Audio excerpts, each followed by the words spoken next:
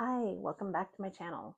You might be wondering if you can get help with your daily living without breaking the bank. I'm a long-term care planner that guides families through the transition to long-term care. I'm not an attorney. There's some good information in this video, so grab a pen and take notes.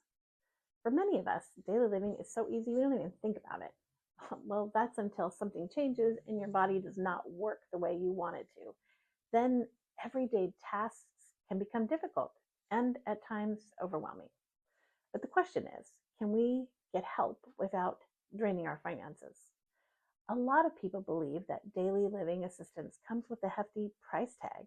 We've all heard horror stories about the cost of care, and it's true. Some forms of assistance can be expensive, but let's be real, who has an endless budget?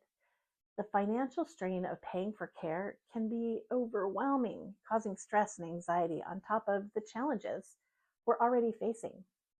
That stress can prevent people from seeking help altogether. They might just think, I can't afford it, and go without the support they need. But I believe there are alternatives out there that won't break the bank, and it's worth exploring. When we understand what's available, we can make informed decisions about our care. There are programs and resources designed to help a wide range of people. It's just knowing where to look. So where do we look? Start with your family or a trusted neighbor. Just give them a call and ask for help with a specific task. It's usually received with a willingness to help. Now that might seem logical, but of course there are other options like in our own community. Nonprofits, charities, and government programs that offer support with daily tasks. These can range from help with grocery shopping, meal preparation, to assistance with household chores and personal care. Services such as Catholic community services, your local Medicaid office has programs such as adult day care, family caregiver support, aging and disability resource centers. AmeriCorps has a senior companion program, Meals on Wheels America, National Council on Aging, the Alzheimer's Foundation, and Justice in Aging. Well, how can you find these services? I have put all the contact information for them in the show notes. You can also reach out to your local area agency on aging. I cannot say enough about how amazing the people who work at the area agency for aging are. They're not only kind, but they're incredibly knowledgeable. Don't hesitate to reach out to them. All right, so some communities have volunteer programs that match people in need with volunteers who want to help. It's a win-win, really. Those who need help get the support they need, and volunteers get to make a real difference in their community.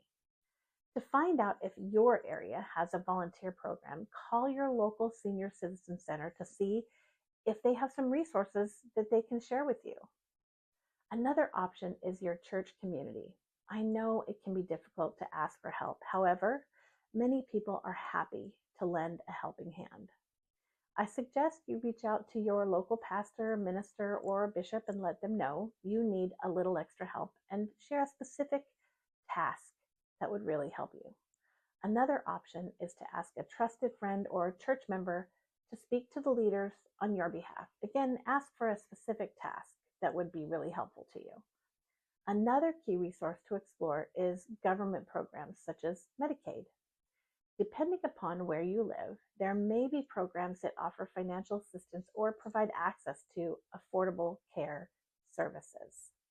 These programs can cover a wide range of services from home health to adult daycare and more. The more assistance you need, the higher the expense. That's why using volunteers and family for as long as you can will extend your financial resources. Of course, hiring private caregivers to come into your home for a few hours a day or a few hours a week is another option, but definitely comes with an expense. It's important to create a plan for your long-term care and a plan for how to pay for your long-term care.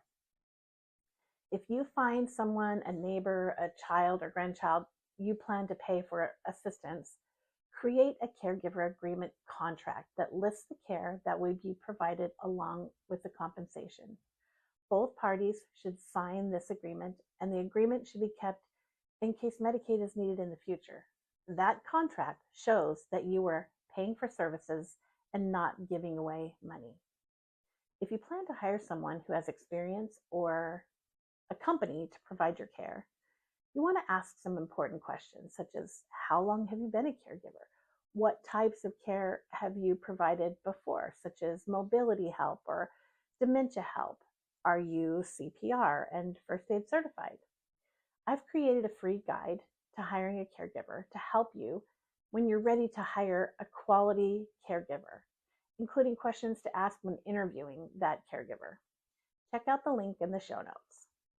If you've hired a caregiver or used some of the services that I've suggested, share your story with us in the comments. I'd love to hear about it. Too often, we as humans wait until something goes wrong before we create a plan.